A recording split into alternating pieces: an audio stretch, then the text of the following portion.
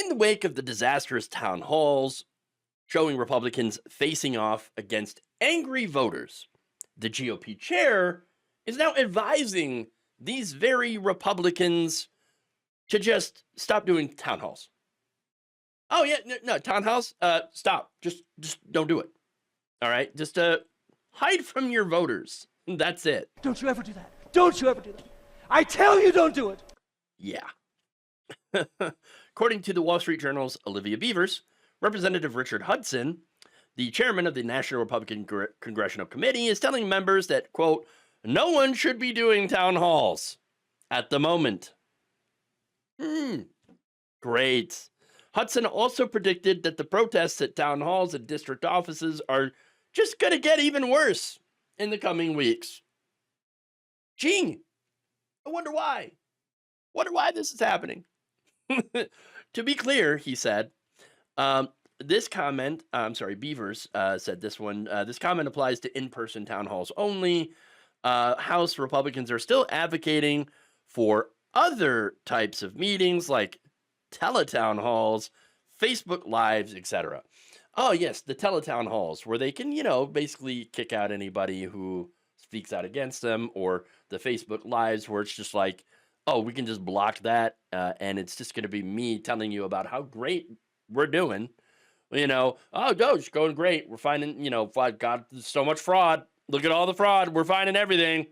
Okay, look at all that. Oh, we're doing such a great job. Look. Did you just say something negative about me? Ban him, ban him, ban him, ban him.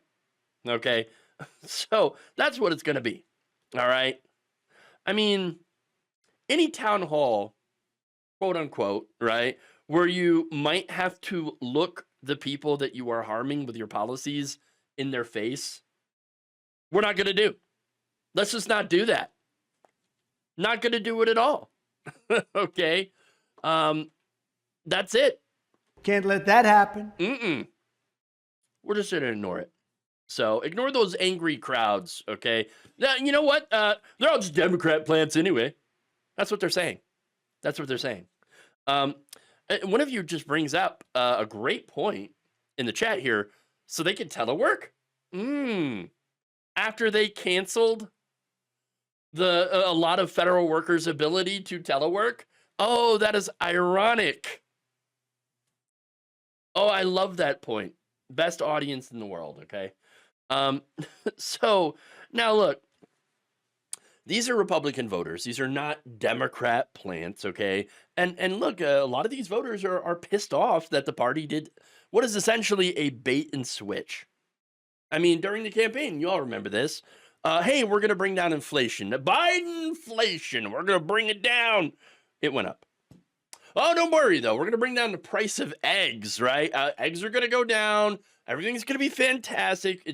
We're going to be like in a magical new world where gas is 99 cents a gallon and eggs are back to, being super, super cheap. Okay. Oh, did those go up too? Uh-oh. Oh, no.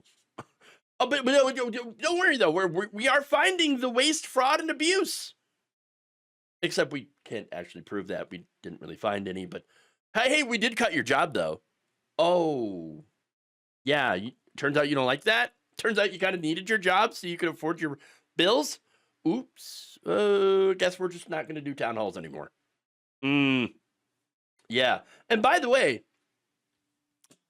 they didn't find any waste, fraud, and abuse, but they did find a way to trick people, okay, into cutting all these, into allowing them to cut all these jobs, these federal, jobs, so that they could give trillions of dollars in tax cuts to the rich, to their donors. And all while gutting Medicaid and the SNAP program. Gee, no wonder people are pissed. Okay? And people are going to these town halls. All right?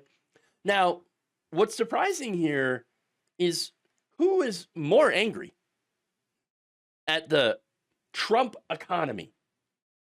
It's boomers. What is going on? That's right. A January NPR PBS News Bears poll indicates that 59% of Americans now feel that the economy is not working for them. That is up from 29% in February of 2020.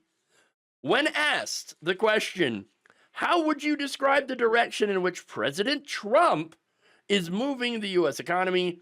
50% of baby boomers say it's gotten worse, compared to 39% who say it's gotten better. Boomers! What is going on here? Now, what's weird, and especially coming from my generation, okay? It appears the millennials have a bit more of a sunny outlook, which is weird. 46% say that it has changed for the better, compared to 43% who say it has changed for the worse. Millennials, what the hell? Okay, like my fellow generation, are you okay? I mean, no, we're not okay. Okay, and it's funny because I think it's because we're used to terrible economic conditions. So, I mean, when you come of age during the 2008 financial crash, okay, and you're not able to find work, and then you go through all these other things, including the most recent thing, COVID. When you go through that and all these different events, I guess maybe you tend to be a little bit more optimistic, even when stuff is falling on, is currently on fire, all right, and falling apart. We never really had it very good, millennials. It's been pretty bad for all of us, and we don't remember good times, and especially Gen Z. That same poll actually found that more members of Gen Z are like, oh yeah, we're going in the right direction. Gen Z does never lived through a time of real economic prosperity. Okay, not for the working class. All right, so Gen Z is like, what are you talking about? Everything's fine. I mean, everything's going okay. Wait, what? What do you mean? What do you mean? Look, now experts suggest that baby boomers' disapproval may stem from concerns about inflation and the impact of new tariffs, which they voted for. In contrast, millennials who may be less affected by immediate inflationary pressures, love to meet those people, could be more optimistic about job prospects and wage growth, leading to higher approval of current economic policies. Are you sure? Now, here's the thing, too, about these town halls. You know who reliably shows up to these Republican town halls? Boomer Republicans. Okay. Now, here's why this is disastrous for these Republicans. In the last election cycle, when Republicans faced down angry constituents at town halls, when Trump was talking about we're going to get rid of the ACA and was trying to do it, the party ended up losing a total of 41 seats in the House of Representatives. It's a complete and utter disaster for the party.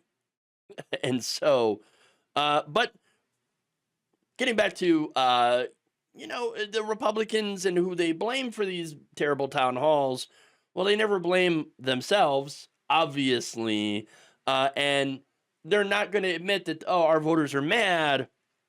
No, they're going to blame the left. Speaker Mike Johnson told reporters after this meeting, quote, there are people who do this as a profession. They're professional protesters.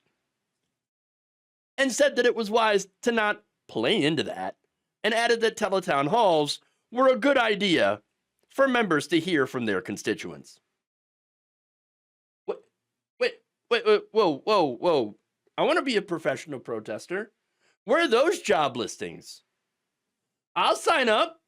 I want to get the Soros checks for protesting Donald Trump.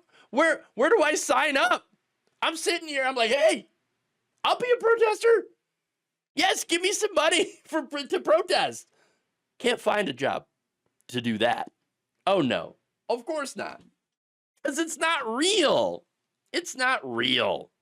Look, to think that these criticisms, which are real and valid, of these very unpopular cuts and allowing Elon Musk to basically go in and do whatever the hell he wants to our treasury system, to say that all that is just the work of paid protesters from these shadowy leftist organizations. Ooh, that's massive cope. Okay, they're coping. It's a lot of cope. And of course, the Republicans, these congressmen, are now going to deal with it by hiding in the bunker. We got to go to the bunker. Okay, that's it. We got to hide from our own constituents. I have a feeling that this is, not going to go well. Thank you for watching. If you enjoyed this video, please like, share, subscribe, hit the bell icon in order to get notified whenever a new video is released. And if you want to support independent, progressive media through this difficult time where it seems like everybody is shutting down, you can become a member on our YouTube page, you can become a subscriber on Facebook, or you can go to my Patreon. It's patreon.com/Jeff Waldorf. Thank you.